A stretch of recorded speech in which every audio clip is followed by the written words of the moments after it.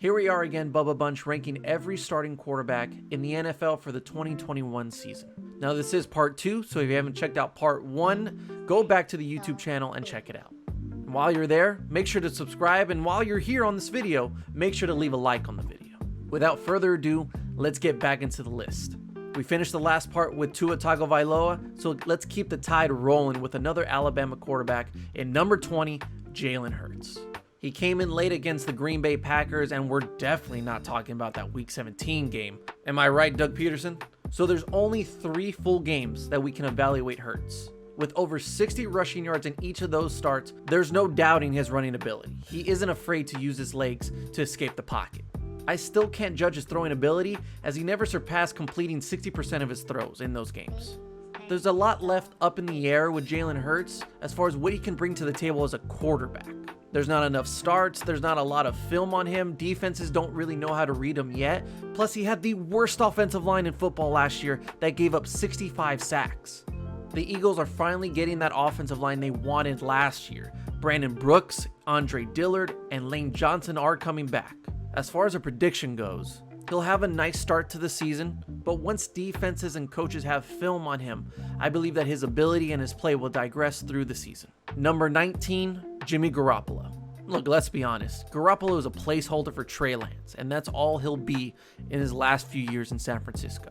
He's got 2 more years left on his contract, and it's highly possible for him to be traded before 2023. So for Jimmy G, this is his audition for other teams. The good news is, you know what you're going to get. A good completion percentage, an adequate touchdown to interception ratio, and he has a solid record as a starter. The bad news is, this is all you're going to get. With a 49ers team that's coming back healthy in a competitive NFC West, I believe Jimmy Garoppolo will have a very similar year to 2019 where he put up good numbers, but I don't expect Jimmy Garoppolo to grow as a quarterback. He's reached his ceiling. For now, it gets the job done in San Francisco with Kyle Shanahan, and this year will be no different, but we've seen the best of him. And with Trey Lance in the building, you know what the future holds for Jimmy G. So have a good audition, Jimmy, and we'll see you somewhere else in 2022 or 23. Number 18, Carson Wentz. This is one of the hottest takes that I will have for the 2021 season, and it is that Carson Wentz will play better than Jalen Hurts. It was rough for Carson Wentz in 2020. Like I mentioned earlier, 65 sacks given up by that Eagles offensive line, and Wentz was the victim of that. Now, I'm not saying that every turnover done by Carson Wentz was the offensive line's fault. He made some bad throws, bad decisions, but it's a whole new start to his career in Indianapolis. The reason why I think he's going to be better than Jalen Hurts and a lot of these other quarterbacks this year is purely based on the relationship that he has with Frank Reich. Arguably his best year in the NFL was 2017. Wentz looking like an MVP and Reich as the offensive coordinator. Them together are like Philadelphia and their cheesesteaks. Reich knows how to utilize Carson Wentz and brought out the best in him in 2017. And with Wentz not having to compete for the starting job like he did in Philadelphia, that confidence is going to come back. He won't overthink his decisions, he won't doubt his abilities, and it does help that his offensive line won't give up 65 sacks. This is a new beginning for Wentz, and I think Indianapolis is a great spot for him to land. So I expect a better Carson Wentz in 2021. Number 17, Ryan Fitzpatrick. Talk about a guy that's been around the block, entering his 17th year in the league, and this might be the best landing spot for Ryan in his entire career. Statistically, is Fitzpatrick the best guy for a potential NFC playoff contender? Probably not. However, what if that Fitzmagic just comes alive in Washington? Between other 3 quarterbacks on the roster, Taylor Heineke, Kyle Allen, and El Paso's own Steven Montez, had to give a quick shout out to him. They have a combined 18 starts compared to Fitz's 146. So I love this pickup for Ron Rivera and the Washington football team. This honestly might be a sleeper offense next year. Of course, you have Terry McLaurin and Logan Thomas, but now with the addition of Curtis Samuel, a veteran quarterback like Ryan Fitzpatrick that can take a shot downfield but knows when to take care of the ball, Washington is destined to win this NFC East. And now that they have stability at the position of the quarterback, Riverboat Ron might have something special in Washington. Number 16, Kirk Cousins. Cousins is an anomaly when it comes to quarterbacks in the NFL. Based on the stats, he's a top 10 quarterback almost every year, yet we can all agree you're not that guy, pal. Trust me, you're not that guy. Let's do a quick comparison between Kirk Cousins and another NFL starting quarterback. Completion percentage is around the same. Yards and yards per game actually go in favor of Kirk Cousins. And the touchdown to interception ratio is pretty equivalent considering that they both had 13 interceptions and quarterback B had 5 more touchdowns. Who is quarterback B? Well, it just so happens to be Russell Wilson, a guy that we consider one of the best quarterbacks in the NFL. Kirk Cousins actually holds up with him. You like that?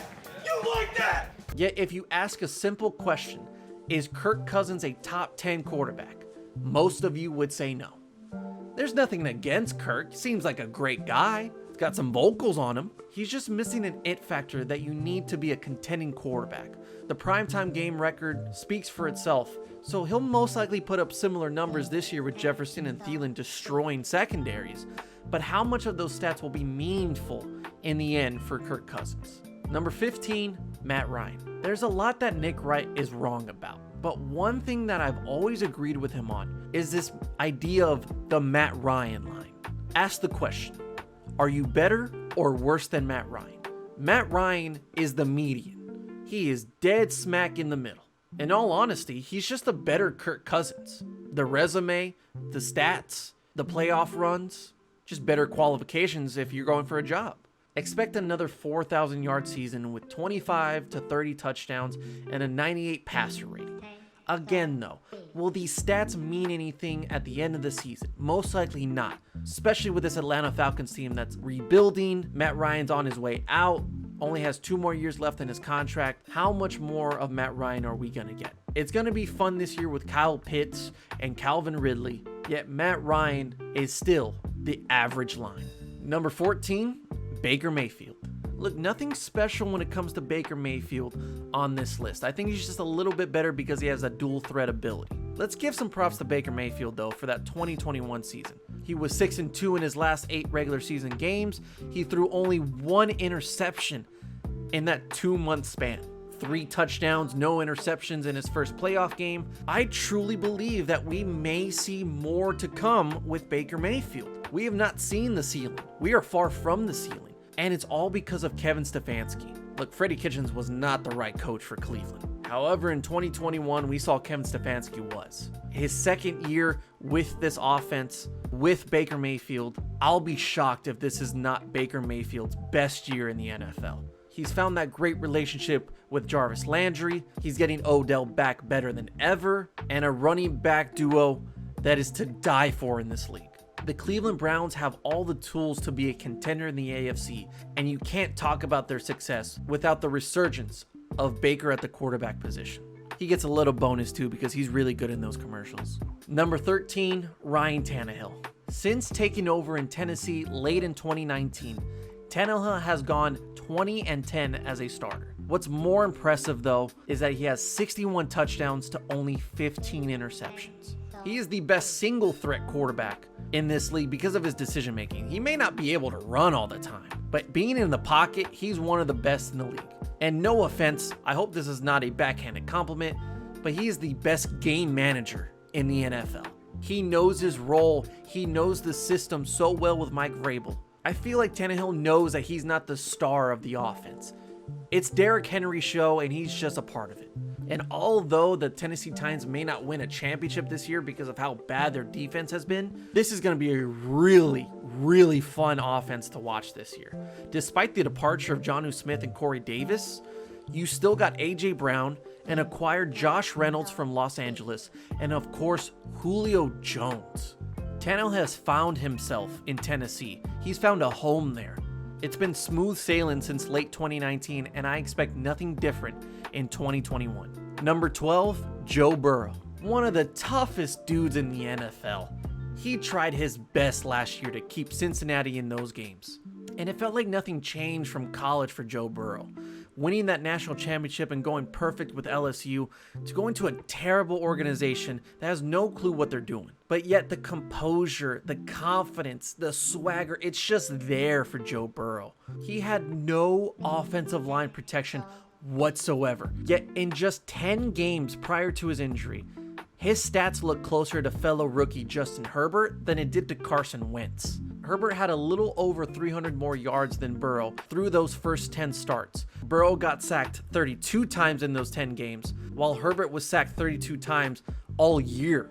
If we're talking about bad protection, Carson Wentz and Joe Burrow are the top of the list. Burrow only threw 5 interceptions in that 10-game span, while Wentz through the first 10 weeks of the season threw 14 interceptions with just as bad protection. He's a fighter, he's gritty, yet he never loses focus and confidence. I hope to God that Cincinnati protects this man because he is a franchise quarterback. I hope he comes back better than ever after that torn ACL. I hope they give him protection, and T. Higgins, Jamar Chase, Joe Burrow will be a sight to see. Number 11, Matthew Stafford. We were just talking about how Joe Burrow is one of the toughest dudes in the NFL. Matthew Stafford is the toughest dude in the NFL. You can't help but to think about all the injury history throughout the years in Detroit. Yet this dude started all 16 games in 9 years. He's been through it all with Detroit. And finally he gets the chance to be himself in LA. He'll have an actual offensive line that will take care of him, a reliable running game that won't make him throw 40 times a game, and an actual good coach in Sean McVay. We'll see a Stafford 2.0. And you gotta think that with Jared Goff, that playbook was limited in the passing game. McVay can now open up that playbook in a completely different way with Matthew Stafford. That NFC West is going to be competitive as all hell, yet the Los Angeles Rams have to be the front runner because they upgraded in quarterback. Expect nothing but the usual when it comes to Matthew Stafford in 2021. All I ask is one thing, Matt. Stay healthy.